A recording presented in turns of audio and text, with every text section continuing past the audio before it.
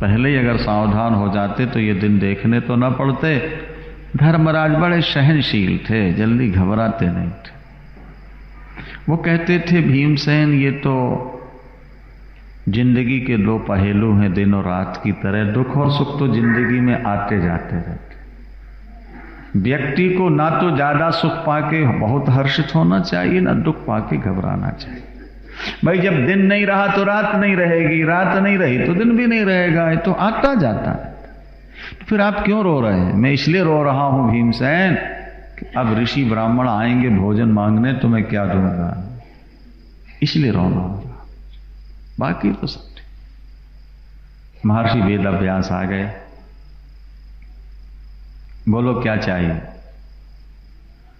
आए हुए साधु ब्राह्मण वापिस ना जाए बिना भोजन किए, बस यही चाहिए और बाकी कुछ नहीं। बाकी तो प्रारब्ध में जो लिखा होता रहे।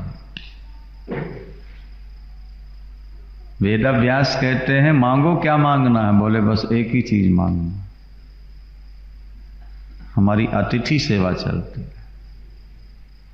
एक मंत्र दिया, इसका जप करो सफलता मिले। जल में खड़े होकर उस मंत्र का जब जप किया है युधिष्ठिर ने, उसी समय सूर्य भगवान प्रकट हो गए। बोलो क्या चाहिए? सूर्य भगवान ने कहा, धर्मराज ने कहा अतिथि सत्कार जो हमारी परंपरा है वो 13 वर्ष चलती रहे, 12 वर्ष। उन्होंने एक अक्षय पात्र दिया था। एक पात्र उठा के दिया, लो ये है तो छोटा सा, लेकिन इससे लाखों व्यक्तियों का भोजन निकल सकता। द्रौपदी मन में संकल्प करेगी, इससे निकालना प्रारंभ करेगी, निकलता जाएगा।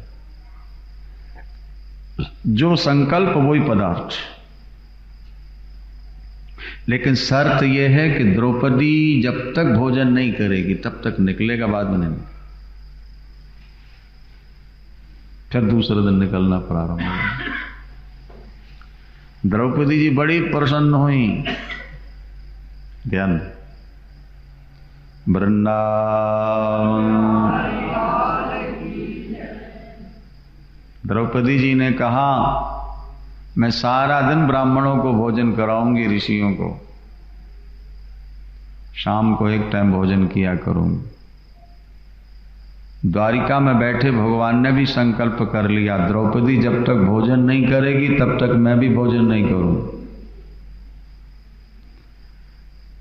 भक्त को भोजन कराए बिना भगवान भी भूखे रहते हैं। अक्षय पात्र प्राप्त हुआ है, सारा दिन ब्राह्मण साधुओं का भोजन। पंक्तियां बैठी रहती हैं, परोसते रहते। यहां दुर्योधन ने दुर्वासा को भेजा 10,000 ऋषियों को लेकर। भोजन मिलेगा नहीं, श्राप दे। उसे यह पता नहीं था कि अक्षय पात्र है पांडवों के पास। अब प्रभु को तो नाटक दिखाना है दुनिया के लिए। उस दिन द्वादशी थी, द्वादशी तिथि समाप्त होने से पहले भोजन कर लेना चाहिए एकादशी व्रत करने वाले को। तो सब ऋषि महर्षियों ब्राह्मणों को खिला के पांडवों ने भोजन कर लिया, और पांडवों के बाद द्रौपदी जी ने भोजन। द्रौपदी जी भोजन करने बैठी हैं, तब तक 10,000 ऋषियों को लेकर दुर्वासा पहुंच गए।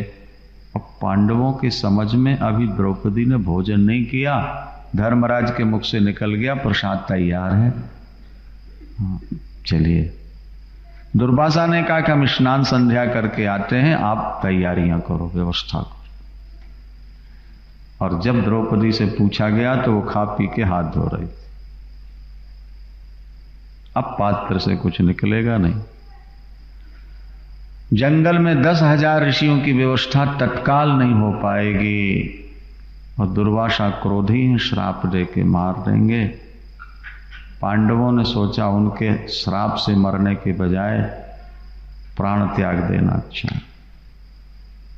आग में जलने को तैयार हो गए, चिता बना लेते पांडव। निमंत्रण दे के ना करना क्षत्रिय के लिए बहुत बड़ा पाप है। जब द्रौपदी ने देखा कि मेरे पांचों पति आग में जलने को तैयार हैं, तो द्रौपदी जी को फिर भगवान कृष्ण की याद आ गई। इस परिस्थिति में ठाकुर ही हमें बचा सकते हैं। आपके सुख में आपको हजारों साथी मिल सकते हैं, लेकिन दुख में केवल भगवान ही आपका साथी बनता है। साथी संगी तज गए को न निभयो साथ, कह नानक या विपत्ति में एक टेक रघुनाथ। महाराज, द्रौपदी ने आर्त भाव से फिर पुकारा, हे द्वारिकावासी, हे दीन बंधु, हे भक्त वत्सल, भरी सभा में मेरी लाज बचाने वाले ठाकुर, आज पतियों को बचा लो। ठाकुर जी भोजन करने बैठे थे, पहला ग्रास हाथ में लिया था, वो थाल में गिर गया। भगवान अंतर्ध्यान हुए और कुटिया में आकर प्रकट हो गए। देवता पुष्प वर्षा के बाजे बजाए, जय जयकार किया। द्रौपदी जी दौड़ करके भगवान के चरणों में लिपट गई। भगवान ने गले लगा लिया, सिर पर हाथ फेरा और भगवान ने कहा, कृष्णा भूख लगी, भोजन करने बैठा ही था, तुमने ऐसी पुकार लगाई, छोड़ के आना पड़ा। जल्दी करो, बटलोई ले आओ, कुछ खाने को दे। द्रौपदी बहुत रोई, प्रभु खाने को होता तो आपको कहां पुकारना था। आपको वही पुकारते हैं जो दुखी होते हैं। ठाकुर मैं भोजन कर चुकी हूं। भगवान ने कहा ले तो आओ। बटलोई ला के दी, अक्षय पात्र, हाथ डाला, साग का पत्ता किनारे लगा था, भगवान ने मुख में रखा। अनेन त्रिलोकी तृप्यंताम, इससे तीनों लोक में रहने वाले जीवों की तृप्ति हो जाए। एक साग का पत्ता ठाकुर ने खाया। मृत्युलोक में नहीं, तीनों लोक में, केवल मनुष्य नहीं, कीट पतंग पशु पक्षी सबका पेट भर गया। देवता पुष्प बरसाते हैं, बाजे बजाते हैं और जय जयकार करते। स्नान करने वाले ऋषि भी गले तक भर गए। पांडवों को प्रभु ने बचाया और कहा बुला लाओ। जब बुलाने गए तो दुर्वासा ने कहा कि मैं समझ गया, दुर्योधन का ये षड्यंत्र था, तुमको मरवाना चाहता था। जाओ, कृष्ण तुम्हारे रक्षक हैं, कोई बाल वांका नहीं कर सकेगा। जो तुम्हें मारना चाहेगा कुत्ते की मौत मर जाएगा। दुर्योधन ने भेजा था पांडवों को मरवाने के लिए। नहीं, जो तू को कांटा बोवे ताही बो तू फूल, तुम्हें फूल के फूल हैं, वाको है त्रिशूल। बुआ कुंती कहती हैं प्रभु जब जब विपत्ति आई है आप हमारे साथ रहे। आज मेरे बेटों को राजा बना दिया तो आप कहते हो कि मैं द्वारिका जा रहा हूं। इसका मतलब है कि आप दुखियों के साथ रहते हो और सुखियों का साथ छोड़ दिया करते हो। इसलिए मुझको विपत्ति दो, ताकि विपत्ति में आप साथ तो रहोगे। आपका चिंतन, आपका भजन जीव का बेड़ा पार कर देता है। भगवान ने कहा बुआ अब नहीं, अब दुख नहीं दे सकते, बहुत दुख झेल लिए। मेरी प्रतिज्ञा है जो मेरा बन जाएगा वो दुखी नहीं रहे। अब तुम्हारे दुख के बादल छट गए, कुछ और मांगो। बुआ ने कहा अगर दुख नहीं दे सकते ठाकुर तो फिर ये वरदान दे दो कि मेरा मन सदा आपके चरणों में लगा रहे, परिवार में मेरा मन न लगे। शरीर तो परिवार में रहे लेकिन मेरा मन आपके चरणों में रहे। ठाकुर इतनी भिक्षा दे दो। भगवान ने कहा तथास्तु, जाओ दे दिया। अब तुम घर में रहोगी बुआ, लेकिन तुम्हारा मन मेरे पास रहेगा सदा सदा। गंगा की धारा जैसे कभी टूटती नहीं, बीच में कटती नहीं, इसी तरह तुम्हारा मन सदा। और फिर बुआ कुंती का मन कभी घर में लगा ही नहीं। घर में खुशी हो या गमी हो, हानि हो या लाभ हो, जीवन हो या मरण हो, बुआ कुंती शांत, ठाकुर के चिंतन। और जब अर्जुन ने आके बताया कि ठाकुर ने लीला समाप्त कर दी तो कृष्ण कृष्ण कृष्ण कहते बैठे बैठे कुंती ने शरीर छोड़ दिया। बस भीष्म पितामह का भी यही हुआ है। सब पांडव गए हैं, भीष्म पितामह के शरीर में बाण छिदे हुए थे, सब पूरे बाणों की शैया थी। और जब भगवान सामने खड़े हुए तो बहुत आंसू गिरे भीष्म पितामह के। भगवान ने अपने पीताम्बर से पोंछ दिया, धर्मराज ने पोंछा। भीष्म ने कहा, भगवान जिनके साथी उन पांडवों को कष्ट मिला, प्रारब्ध का ही खेल था। जिन्हें तुम अपने मामा का पुत्र समझते हो पांडवों, ये तुम्हारे मामा के पुत्र नहीं, ये साक्षात ब्रह्म है, ईश्वर है। मेरा सौभाग्य है, अंतिम समय आ गए हैं। भगवान ने हाथ जोड़ के कहा, पितामह मेरे लायक कुछ सेवा। तो पितामह ने आंसू भर के कहा, कृष्ण मैं आज्ञा क्या दूं आपको, मैं तो प्रार्थना ही कर सकता हूं, इस समय तो हाथ भी नहीं जोड़ सकता, सब बाण छिदे। मेरी प्रार्थना यही है कि आप चतुर्भुज रूप में मेरे सामने खड़े हो जाओ। कब तक खड़े रहो, जब तक मेरा शरीर छूट न जाए। आपका दर्शन करते करते मैं शरीर छोड़ दूं। भगवान कृष्ण चतुर्भुज रूप में खड़े हो जाते हैं, शंख चक्र गदा पद्म लेके, और भीष्म जी भगवान का ध्यान करते करते शरीर छोड़ देते हैं। वृंदावन वैकुंठ गए, भगवान में लीन हुए, देवता पुष्प वर्षा के बाजे बजाए और जय जयकार कर। और जब भगवान ने लीला समाप्त की तो पांडवों ने साफ कह दिया कि अब हम कृष्ण के बिना रह नहीं सकते जीवन। जैसे मछली पानी के बिना नहीं रह सकती, इसी तरह भगवान भक्त के बिना रहे, भक्त भगवान के बिना नहीं रह सकते। परीक्षित को राजा बनाया है और पांचों पांडव अंधे बहरे और गूंगे बनकर निकल पड़े। किसी की बात सुननी नहीं, किसी से कुछ कहना नहीं, किसी तरफ देखना नहीं, सीधे हिमालय में जाके गलते हैं। प्रीति हो तो ऐसी, जो परमात्मा के लिए जीवन दे देते हैं, परमात्मा ही उनकी रक्षा करते हैं, और वे भक्त परमात्मा के लिए ही जीते हैं, परमात्मा के ही नाम पर मरते हैं। हे राम जय राम जय जय राम।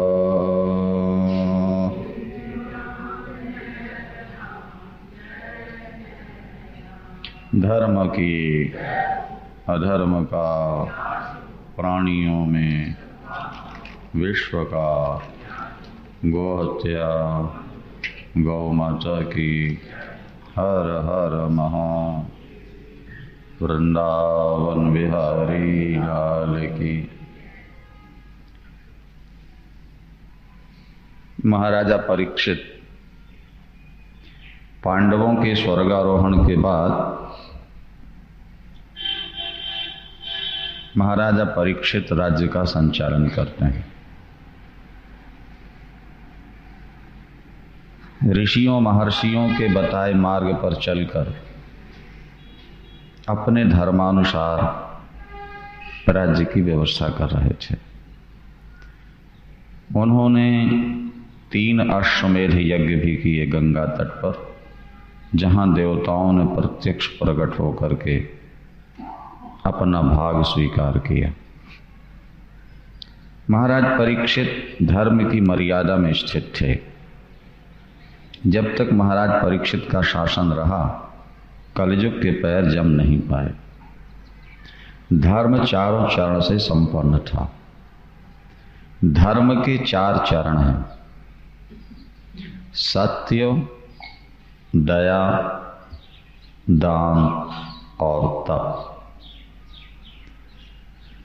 यदि ये 4 नियम आपके जीवन में हैं तो आप सबसे बड़े धार्मिक हैं।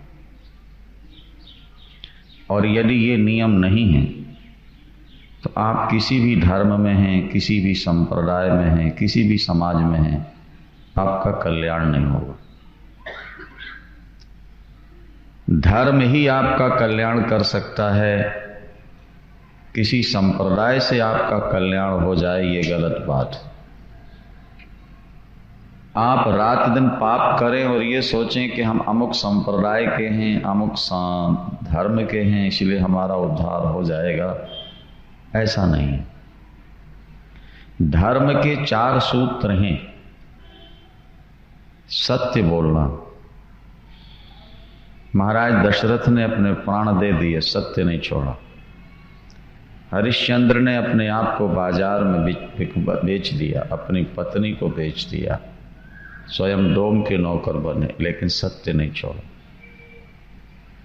दया, जीवों के प्रति दया होनी चाहिए। जियो और जीने दो का सिद्धांत हमारे यहाँ का पुराना सिद्धांत।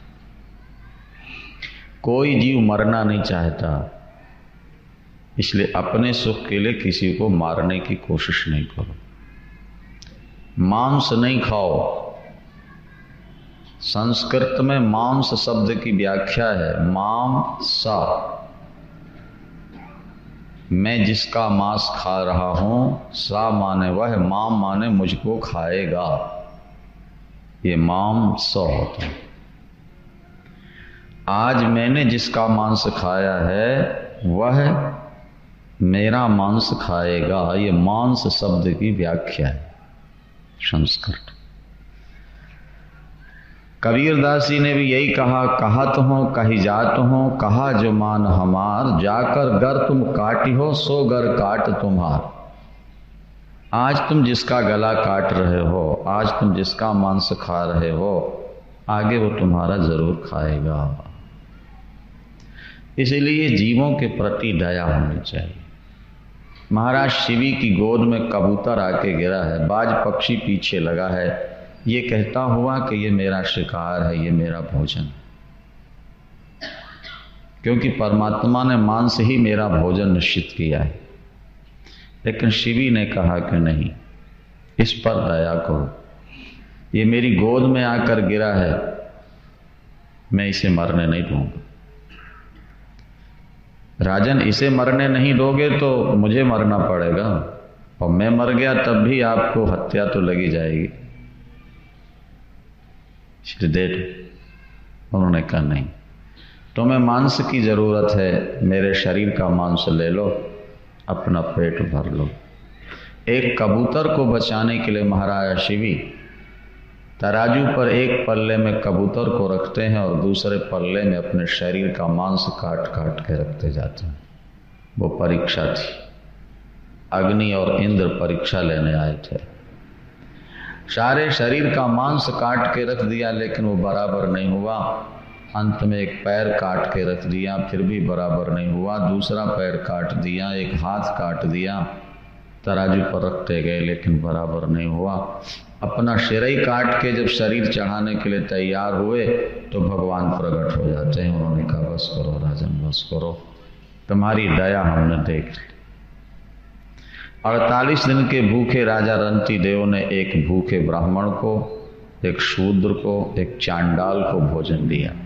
अपनी थाली जो सामने आई वो सरका। दूसरों पर दया करना, इससे बड़ा कोई धर्म नहीं। सत्य बोलना, हाँ किसी के प्राण संकट में आ गए हैं, कोई निरपराधी मारा जा रहा है, अथवा तुम्हारा सब कुछ छिन रहा है, वहां झूठ बोल दो तो पाप नहीं लगे। लेकिन जरा जरा सी बात में झूठ बोलते रहना, शास्त्र कहते हैं इससे बड़ा कोई पाप है ही नहीं। क्या? नहीं असत्य समपातक पुंजा, नहीं असत्य समपातक पुंजा, गिरि सम होहि कि कोटिक गुंजा। शास्त्र कहते हैं झूठ बोलने से बड़ा कोई पाप है ही नहीं दुनिया। जैसे हाथी के पैर से बड़ा पैर किसी का होता ही नहीं, इसी तरह से झूठ से बड़ा कोई पाप है। सारे पाप झूठ के अंदर ही समा जाते हैं। जो व्यक्ति सत्य बोलने लगेगा वो पाप से बच जाए,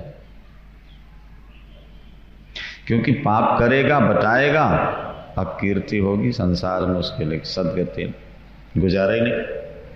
तो सत्य बोलने से अपने आप पापों से व्यक्ति बच जाता है। सत्य, दूसरा दया, और तीसरा है दान। आप जो कमाते हैं उसमें कुछ ना कुछ कचरा मिला होता है, पाप मिला होता है। कमाई में कुछ ना कुछ पाप जरूर है। जैसे हम कहा करते हैं कि भाई ये डीजल या ये पेट्रोल जो निकलता है, ये जैसा निकलता है वैसे ही नहीं गाड़ी में डाला जा सकता जब तक उसे फिल्टर न किया जाए, उसका शोधन न किया जाए। तेल भी तिल से, अलसी से, बिनौले से निकलता है, उसको भी फिल्टर करते हैं, रिफाइन, तब वो शुद्ध होता है। आपने धन कमाया है, कमाई में पाप हुआ है, जब तक कुछ हिस्सा दान नहीं करोगे तब तक वो फिल्टर, रिफाइन नहीं हुआ। वो धन आपकी बुद्धि का नाश कर देगा, आपके बच्चों की बुद्धि खराब कर देगा, वो परिवार के सदस्यों को सोरा सुंदरी में लगा देगा अगर आप दान नहीं करोगे तो। कहीं हम सुना रहे थे कि पैसे में गर्मी बहुत होती है, वो जेब में रुकता नहीं। नोट आए तो वो निकलना चाहते हैं, चाहे भोगों में के लिए निकाल दो और चाहे धर्म के लिए निकाल दो। ज्यादा नोट आए और जीवन में व्यसन आए, ये समझ रहे हैं। यद्यपि गरीबी हमको बड़ी दुखद मालूम पड़ती है, लेकिन गरीबी में बहुत से दोषों से व्यक्ति बच जाता है। गलत काम करने की इच्छा होते हुए भी धन के अभाव में कर नहीं पाता। ज्यादा संपत्ति है, किसी भी होटल में चले जाओ, 5 स्टार में, अशोका में, विदेशों में, और सुरा सुंदरी का वहां दौरा दौर है, जो चाहो सो गलत काम करते रहो, कौन देखने वाला है। लेकिन गरीबी में ऐसा नहीं हो पाता जल्दी। विदेशों की यात्रा करते हैं पैसे वाले, और क्या क्या उपद्रव होते हैं वही जानते हैं। वृंदावन दान करो, दान। ईश्वर ने तुम्हें धन दिया है, तुम धन के मालिक नहीं हो, तुम धन के मुनीम हो। ईश्वर ने तुम पर विश्वास करके तुमको कुछ संपत्ति दी है कि इसको संभालो, धर्म में लगाओ। जैसे विश्वसनीय शिष्य पर, शिष्य के पास गुरु पैसा रख देता है, विश्वसनीय मुनीम के पास सेठ पैसे रख देते हैं। अगर वो उसका दुरुपयोग करता है तो अधिकार छिन जाता है। संपत्ति पाके अगर दुरुपयोग करोगे तो जो मिली है वो भी चली जाएगी। इसलिए दान, ये तीसरा चरण है धर्म का, सत्य, दया और दान। और चौथा चरण है तप,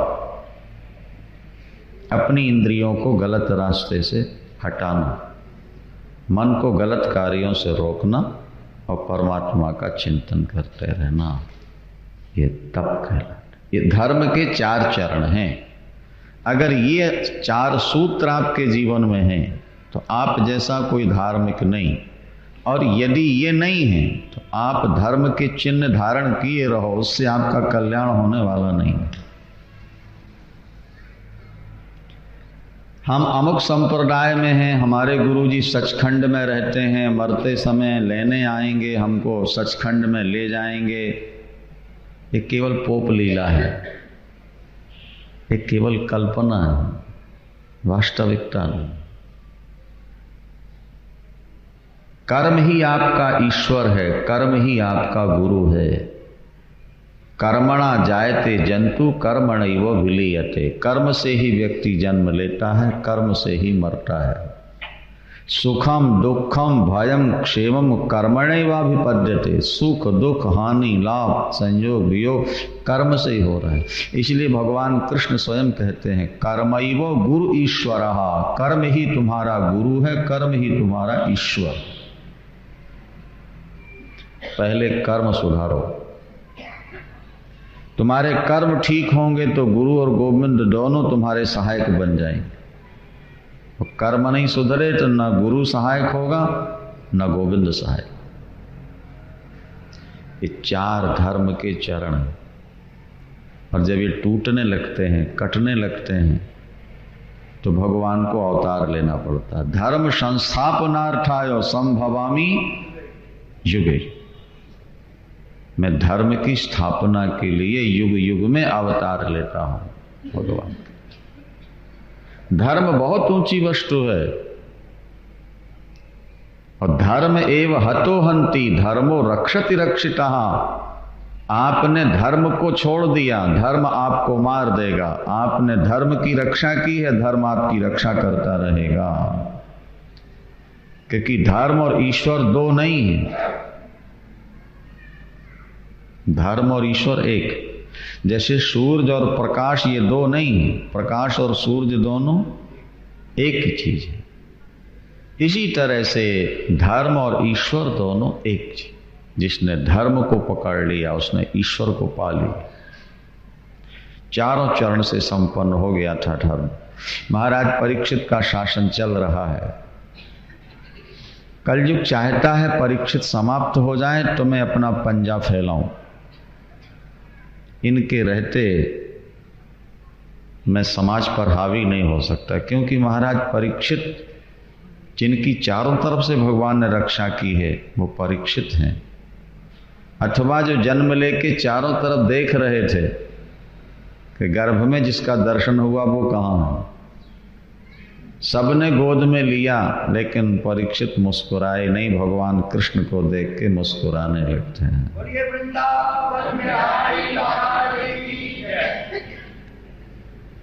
एक दिन महाराज दिग्विजय में निकले हैं। सभी राजाओं ने पराजय स्वीकार कर ली है। जहां तहां भगवान कृष्ण की लीलाओं का वर्णन हो रहा था।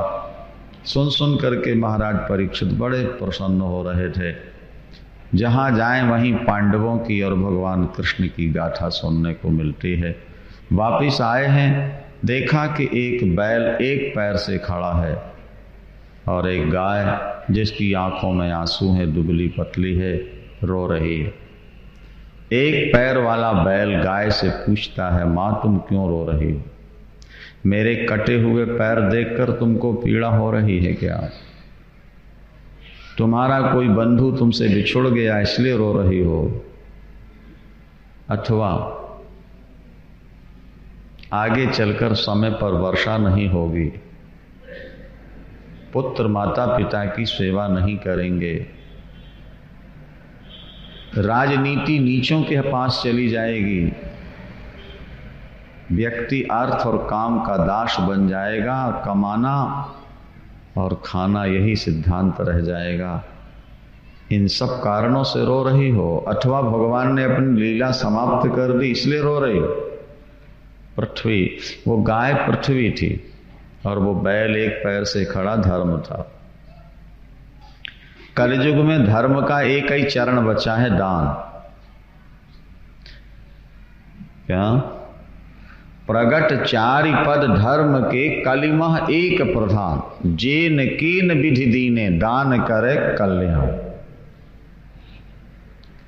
न कलयुग में तप रह गया है, न दया रह गई और न सत्य रह गया। थोड़ा बहुत दान करने की अभी पद्धति चली आ रही है, लोग थोड़ा बहुत दान कर देते हैं। कलयुग में कैसे भी दान किया जाए वो कल्याण करता है। पृथ्वी ने कहा कि प्रभु ने अपनी लीला समाप्त कर दी, उनका वियोग सहन नहीं हो रहा इसलिए मैं रो रही हूँ। थोड़ा आगे बढ़े तो देखा एक राजा के वेश में कोई व्यक्ति गाय बैल को लातों से मार रहा है। हमारे सनातन धर्म में बैल धर्म का रूप है और गाय माता का स्वरूप मानी जाती है।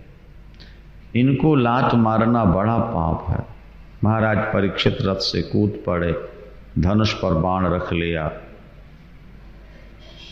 बैल से पूछा तुम्हें ये क्यों कष्ट दे रहा है, क्यों मार रहा है?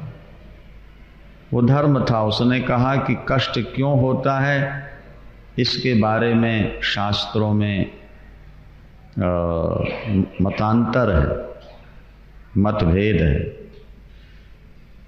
कोई शास्त्र कहते हैं ईश्वर की ओर से दुख आता है, तो कोई कहते हैं काल दुख देता है, तो कोई कहते हैं अपने कर्म ही दुख देते हैं, कोई कहता है मन ही दुख सुख का हेतु है। मैं किसको बताऊं मुझे कौन कष्ट दे रहा है? समझ गए परीक्षित के ये धर्म है साक्षात। धर्म किसी को दोषी नहीं मानता। उस राजा से पूछा तुम कौन हो, बताओ नहीं तो मार डालेंगे तुमको। वो चरणों में गिर पड़ा, मैं कलयुग हूं और मेरे युग में यही होगा जो मैं कर रहा हूं। परीक्षित ने कहा तुम हमारे राज्य से निकल जाओ अन्यथा मार डालेंगे तुमको। चरणों में गिर पड़ा। जो पैरों में गिर जाए, शरण मांगता हो, प्राणों की भिक्षा मांगता हो, उसको मारना पाप। परीक्षित ने कहा अच्छा तुमको मारेंगे नहीं, लेकिन तुम चले जाओ। कहाँ जाऊं? सारे संसार में आपका शासन है। उन दिनों परीक्षित का सारी दुनिया में शासन। मुझे रहने के लिए कोई स्थान दे दीजिए, मैं वहीं रह जाऊंगा। महाराज परीक्षित ने 4 स्थान दिए कलयुग को: जुआ, शराब, चरित्रहीन स्त्री और हिंसा। पुनः मांगने पर अन्याय से कमाए हुए सुवर्ण में भी कलयुग का निवास रहेगा। ये 5 स्थान कलयुग को दिए। यदि इन 5 दोषों से आप बच जाएं तो कलयुग आपको छुएगा भी नहीं। और कलयुग जब तक छुएगा नहीं तब तक बुद्धि भ्रष्ट नहीं होगी। ये ध्यान रखें। बुद्धि में नास्तिकता तभी आती है जब कलयुग सवार हो जाता, हावी हो जाता। वृंदावन महाराज परीक्षित ने उसे वरदान दिया, स्थान दिया और स्वयं उसके जाल में फंस गए। जरासंध को भीमसेन ने जब मारा था, वहां से एक सुंदर मुकुट ले आए थे भीमसेन। वो पाप की कमाई का था। आज उसी को सिर पर धारण करके शिकार खेलने चल पड़े। महाराज परीक्षित पर कलयुग हावी हो गया।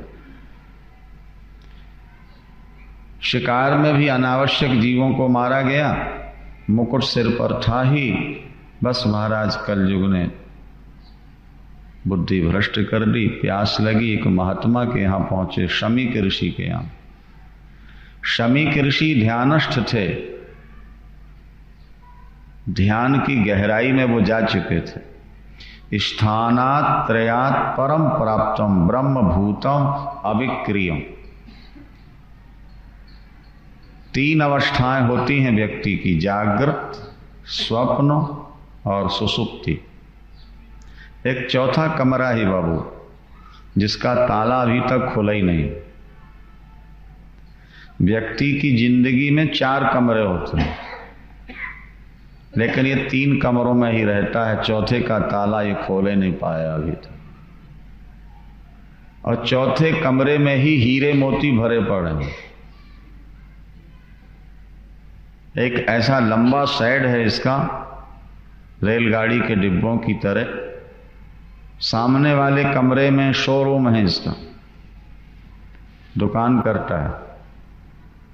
उससे पिछले वाले कमरे में मशीनें लगा रखी हैं, मैकेनिक है, सामान तैयार करता है।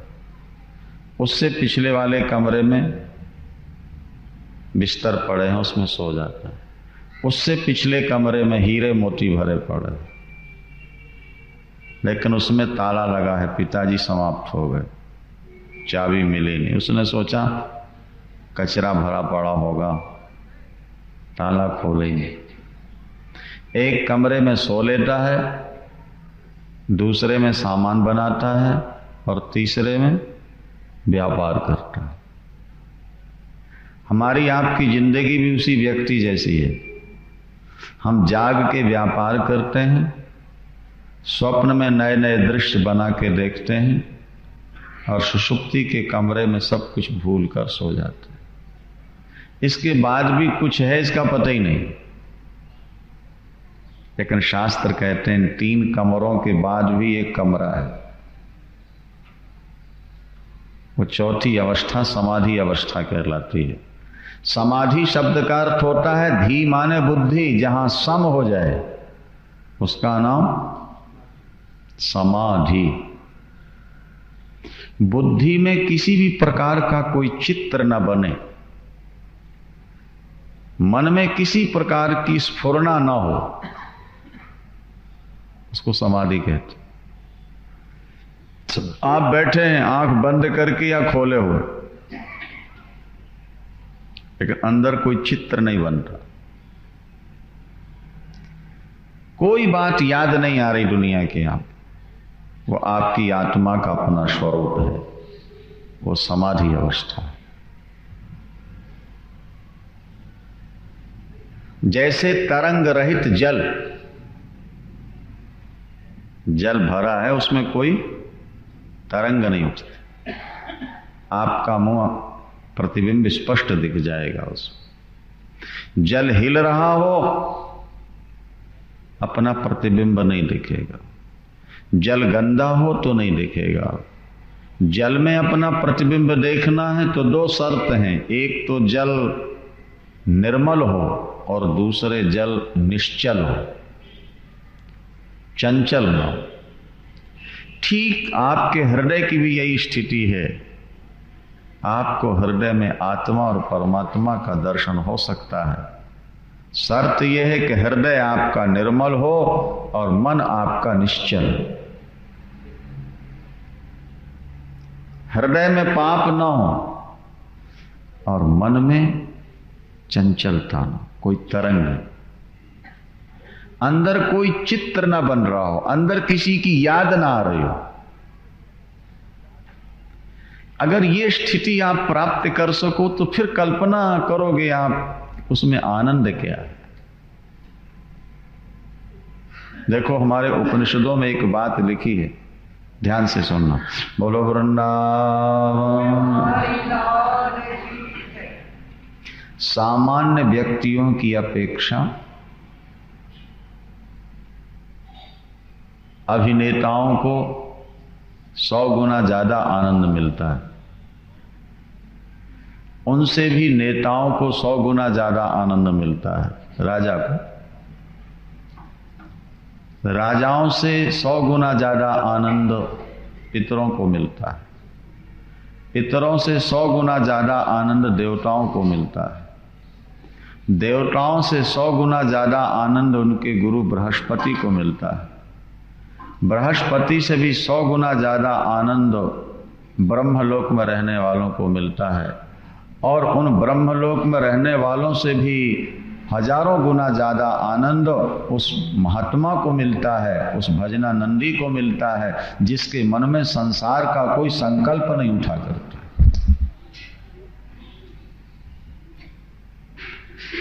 ब्रह्मा के ब्रह्मलोक में पहुंच जाने के बाद भी वो आनंद नहीं है जो आनंद आपको यहीं मिल सकता है, इसी जन्म में मिल सकता है, पर उसके लिए थोड़ा खोज करनी पड़ेगी। किसी जानकार गुरु की शरण लेकर के वैराग्यवान बन करके उस स्थिति को प्राप्त करना, जहां हम जगत से शून्य हो जाते हैं, जहां फिर कानों में कोई शब्द सुनाई नहीं पड़ता, जहां मन में कोई संकल्प नहीं उठता, जहां बुद्धि में संसार का कोई चित्र नहीं बनता, वो ब्राह्मी स्थिति है, वो तुम्हारा और परमात्मा का स्वरूप है। और ये असंभव नहीं है, कठिन जरूर है लेकिन असंभव नहीं। मन को बस में करो, तो अर्जुन ने कहा प्रभु मन तो बस में हो ही नहीं सकता, घोषणा कर दी अर्जुन, चंचलम ही मनः कृष्णो प्रमाथि बलवद दृढ़म तस्याहम निग्रहम मन्ने वायुरीषु दुष्करम। गीता में अर्जुन ने साफ कह दिया मन बड़ा चंचल है, जैसे सारे ब्रह्मांड की वायु को पकड़ के रखना मुश्किल है, इसी तरह मन को बस में करना कठिन, असंभव, नामुमकिन। भगवान ने कहा पार्थ, मन को बस में करना कठिन तो जरूर है लेकिन मुश्किल नहीं, असंभव नहीं है, नामुमकिन नहीं। मन बस में हो सकता है। तो अर्जुन ने कहा फिर हमें कोई उपाय बताइए कैसे बस में होगा। भगवान ने कहा सुनो, अभ्यासे न तु कौन्तेय वैराग्येण च गृह्यते। जब संसार से तुम्हारा मन वैराग्यवान हो जाए, मन में किसी वस्तु की इच्छा रह ही न जाए, और फिर मन को दुनिया से हटा के भगवान में लगा दिया जाए, शांत हो जाए। दो रास्ते हैं, दो सूत्र हैं ईश्वर मन को वश में करने के। पहला तो ये कि संसार से वैराग्य हो जाए। और कैसा वैराग्य? आंखों से देखे हुए पदार्थों से और कानों से सुने हुए पदार्थों से, स्वर्ग से भी वैराग्य हो जाए। अब फिर मन को खींच के ईश्वर में, अपनी आत्मा में लगाओ। ये दो उपाय करते रहो, मन धीरे धीरे धीरे बिल्कुल शांत। और जैसे तरंग रहित निर्मल जल में आपका प्रतिबिंब स्पष्ट दिखता है, इसी तरह निर्मल निश्चल मन में परमात्मा का स्पष्ट दर्शन। कोशिश करो। शमीक ऋषि ध्यान में है, समाधि में है। महाराज परीक्षित ने आकर के आवाज लगाई है, मैं इस देश का सम्राट हूं महाराज, आपके आश्रम में आया हूं, मुझे प्यास लगी। लेकिन महाराज को सुनाई नहीं पड़ा। कान है लेकिन सुनाई नहीं पड़ता। भाई हमने तो ये पढ़ा था कहीं कि महावीर स्वामी जो जैन धर्म के अंतिम तीर्थंकर हुए, वो ध्यान में बैठे थे और बच्चों ने उनके कान में आके कहा, बाबा रोटी खा लो। चरवाहे थे, बछड़े गाय चराने गए थे बच्चे, वो हिले डुले भी नहीं, तो किसी बच्चे ने कान में सलाई डाली एक तरफ से और दूसरे तरफ से निकाल ली। लेकिन महावीर स्वामी जरा हिले भी नहीं, पता ही नहीं लगे। इंद्र ने आकर के फिर उनके कान ठीक किए। ऐसा उनके चरित्र। अभिप्राय कहने का यह है कि ध्यान की गहराई में जब आप पहुंच जाओगे, उस समय आप शून्य हो जाओ। जगत का चित्र आपके मन में न बने, कोई फुरना न फुरे, वो स्थिति बनाने की कोशिश करनी, और वो बिना अभ्यास और वैराग्य के संभव नहीं। क्या भाई, डॉक्टर बनना है तो पहले आपको कम से कम मैट्रिक तो करनी पड़ेगी, पीएमटी तो पास करनी पड़ेगी, फिर आप कॉलेज में जाओगे, फिर डॉक्टर बनोगे। बिना मैट्रिक के आपको पीएमटी की परीक्षा बैठने को मिल जाएगा? पीएमटी किए बिना आप कॉलेज में पहुंच जाओगे? महाराज मन शांत हो जाए, कोई जुक्ति बता दो। अरे बाबा जुक्तियां तो बहुत हैं, करने वाले तो बनो। खाली सुन लेने से थोड़ा मन बस में हो। संसार से वैराग्यवान हो जाओ, संसार के विषय विषतुल्य भाषने लगे, फिर देखो तुम्हारी क्या स्थिति बनती है। शमीक ऋषि को पता लगा नहीं, और महाराज के मन में संशय हो गया कि बाबा पाखंडी है, मुझ पर प्रभाव जमाने के लिए ये आंख मूंदे बैठा हुआ। क्योंकि कलयुग सिर पर सवार था ना। संशय तभी होगा जब कलयुग आप पर हावी होगा। ये ध्यान दो। मरा हुआ सर्प गले में डाल दिया, बनावटी समाधि होगी, चौंक जाएंगे, लेकिन वहां कोई पता नहीं लगा। अब चाहिए था कि सर्प बाहर अलग कर देते, लेकिन विनाश काले विपरीत बुद्धि, वो सर्प गले में छोड़कर चले। उनके पुत्र को पता लगा, परीक्षित ने हमारे पिता के गले में सर्प डाला है। अरे क्षत्रियो, तुम ब्राह्मणों की परीक्षा लेते हो, ब्राह्मणों के तप के सहारे तुम राज्य की रक्षा कर पाते हो, और ब्राह्मणों की परीक्षा लेते हो। लो ब्राह्मणों का तेज देख लो। तो मैं तुम्हें श्राप देता हूं, तुमने मरा सर्प गले में डाला है, आज के 7वें दिन तुमको सर्प डसेगा और दुनिया की कोई ताकत बचा नहीं सकेगी तुम।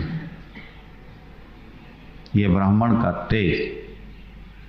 तप करने वाले ब्राह्मण में बहुत बड़ी शक्ति होती है महाराज। आज का ब्राह्मण तो हरिजनों से भी गिर गया है। गिने चुने ब्राह्मण हैं जो अपनी मर्यादा में रह रहे हैं। दुनिया आज भी ब्राह्मणों का सम्मान करने के लिए तैयार है, लेकिन ब्राह्मण ब्राह्मण बन के रहें तब। आज छोटी जात के लोग तो सात्विक बन के रह रहे हैं और ब्राह्मण शराबी कबाबी हो चुके हैं, रावण वंशी हो चुके हैं। आज बड़ा मुश्किल है। नहीं तो तप करने वाले ब्राह्मण में तो वो तेज होता है कि सामने आने वाला झुक जाए चरणों में तुम्हारे। यहां महाराज परीक्षित जब घर वापिस आए, मुकुट अलग किया, कलयुग हट गया, बड़ी गिलानी हुई। मैंने एक तपस्वी महात्मा का अपमान किया। ए परमात्मा, आज ही मेरा राजकोष धन सब नष्ट हो जाए ताकि मैं धन के मद में किसी ब्राह्मण का अपमान न कर सकूं। गिलानी हुई। और तब तक महाराज समाधि खुलती है और समाधि खुलने के बाद पुत्र को रोते देखा। पूछा, पुत्र ने सारी स्थिति बताई।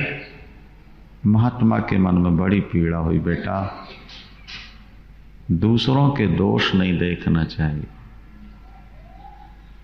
संत उसी को कहते हैं जो दूसरों के पहाड़ जैसे दोषों को राई के समान मानता है और दूसरों के कण भर गुण को पहाड़ जैसा मानता। क्या? और दुष्टों का स्वभाव क्या है? दूसरों की छोटी गलती को बहुत बड़ी करके बताना और दूसरों की बहुत बड़ी अच्छाई को भी बहुत छोटे रूप में देखना। हम कहा करते हैं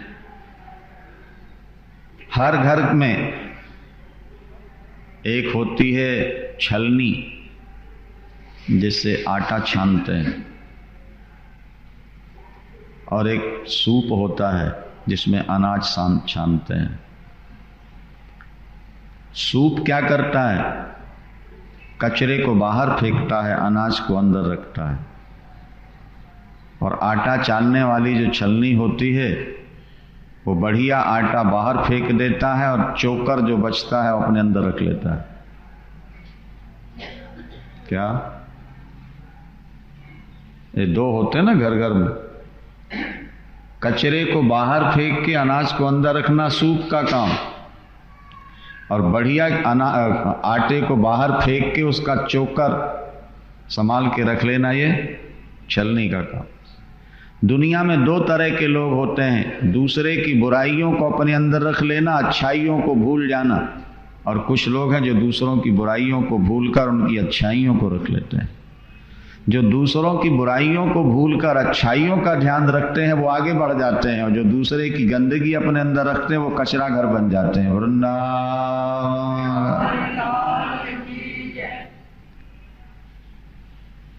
कचरा घर क्या करता? सारे मोहल्ले का कचरा अपने अंदर रखता है। देखा आपने? घर घर का कचरा घर से साफ करो और कचरा घर में डाल दो। वो कहता लाओ सारे मोहल्ले का मैं अपने पास रखूंगा। कुछ लोग सारे समाज की गंदगी अपने अंदर रख लेते हैं। उसने ये गलती की, उसने ये गलती की, उसमें ये बुराई, उसमें वो दोष। अरे बाबा, अपना दिल कचरा घर क्यों बनाते हो? कबीरा तेरी झोपड़ी गल कटियन के पास, जे करनगे सो भरनगे, तू क्यों भयो उदास। तू तो भगवान का नाम ले, परमात्मा के चिंतन में डूब जा। दुनिया की बुराइयों से तुझे क्या लेना? देखो, वो महात्मा थे, और कोई सामान्य व्यक्ति होता तो कहता बेटा तुमने बहुत अच्छा किया, ऐसे नालायक राजा को तो दंड देना ही चाहिए जो तप करने वाले महात्मा के गले में सांप लपेटता है। लेकिन उन महात्मा ने ऐसा नहीं कहा, बल्कि ये कहा बेटा तुमसे बहुत बड़ी गलती हुई है। परीक्षित जैसे राजा के राज्य में ही तो हम लोग निश्चिंत होकर भजन कर रहे थे। ऐसा पुण्यात्मा राजा आगे कहां मिलेगा? परीक्षित से जो गलती हुई है वो प्रारब्ध वशात हुई है बेटा।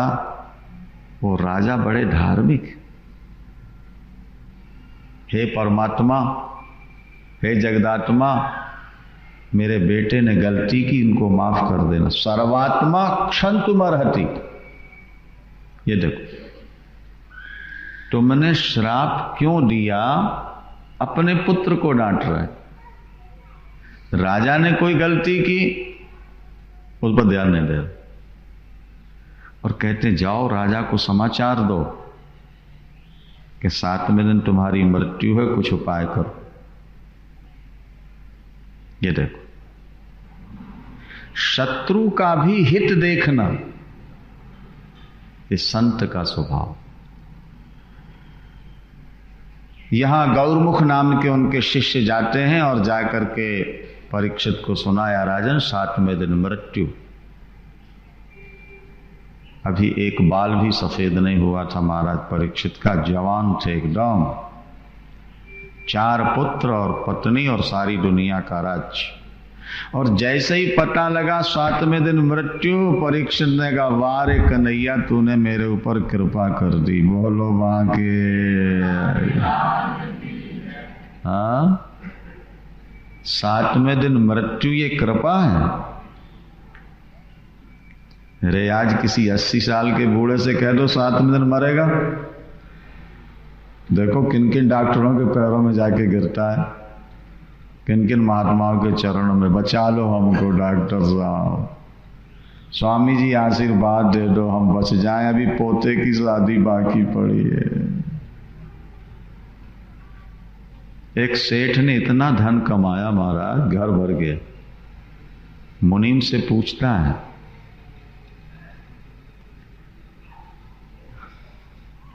अपने पास कितना धन है, कितने दिन तक लोग बैठ के खा सकते हैं? मुनीम ने हिसाब लगा के बताया कि 9 पीढ़ियां अगर बैठे बैठे खाएं तब जाके आपका धन खत्म हो सकता। कमाए ना, केवल बैठो। तो सेठ रोने लगा, बोले 10वीं पीढ़ी पर भूखी मर जाएगी। लो बताओ, 10वीं पीढ़ी की चिंता, भूखी मर जाएगी, और खुद मर के नरक जाए उसकी चिंता नहीं।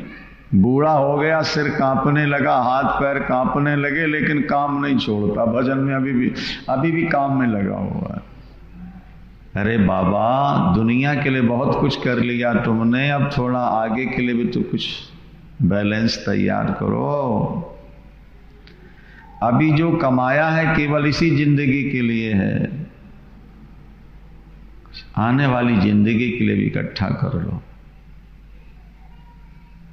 मृत्यु से डरो नहीं, मृत्यु निश्चित है, और जब लिखी है, जहां लिखी है, जैसे लिखी वैसे ही होने वाली है। क्या? मृत्युर्जन्म बताम वीरो देहे न सह जायते। भागवत में लिखा है, व्यक्ति की मौत उसके शरीर के साथ ही पैदा होती है। जब बच्चा पैदा हुआ उसकी मृत्यु भी साथ ही पैदा हो जाती। कब मरना है, कहां मरना है और कैसे मरना है, उसमें उलटफेर नहीं होगा। ज्यादा घर में छुपने की कोशिश मत किया करो। मौत को आना है तो घर में भी आ जाएगी, और नहीं आना है तो रण में भी नहीं आएगी। और फिर गीता में भगवान कहते हैं, मैं ही मौत बन के आता हूं। जब मौत आने लगे तो ऐसा ध्यान करना, बाके बिहारी हमको गले लगाने आ रहा है, बात बन जाएगी तुम्हारे लिए, क्या चिंता की बात। हाँ, मरना ही है ना। हाय हाय करोगे तो मरोगे, और बाय बाय करोगे तो भी मरोगे। तो हरी हरी करो, ये सोच लो कि बाके बिहारी हमको लेने आ रहे हैं। फिर मृत्यु से क्या भय? एक बार भगवान विष्णु दर्शन करने आए भगवान शंकर का। बोलिए शंकर भगवान की। काशी और यमराज जी भी आए दर्शन करने के लिए। एक कबूतर बैठा है, उसके भाग्य में लिखा था 2 घड़ी के बाद लोकालोक पर्वत पर रहने वाली बिल्ली खाएगी।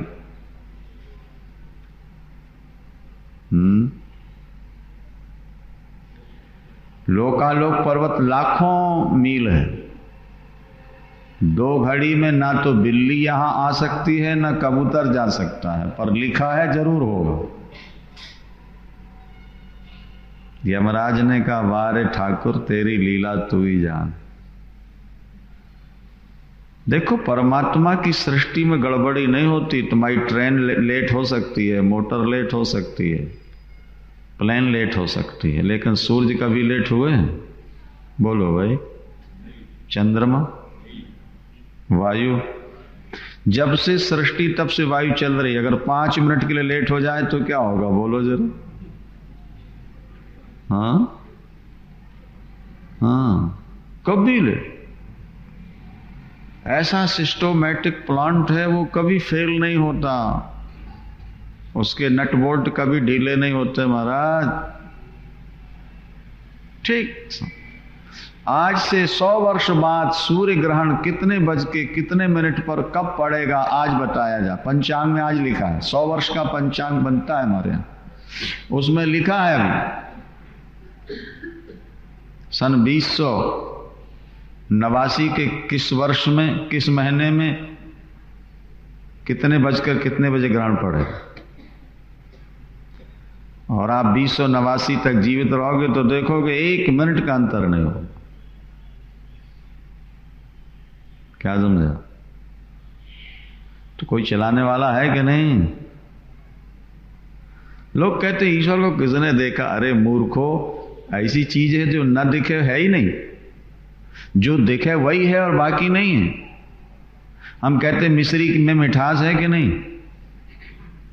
बोलो भाई। रंग क्या है उसका? आंखों से देखा तुमने? अरे मिश्री सफेद है, उसकी मिठास कैसी है? उसका रंग क्या है? उसकी शक्ल क्या है? पुष्प की सुगंधी की शक्ल क्या है? बोलो। मैग्नेट लोहे को खींचता है, वो खींचने वाली शक्ति की शक्ल क्या है? देखा है?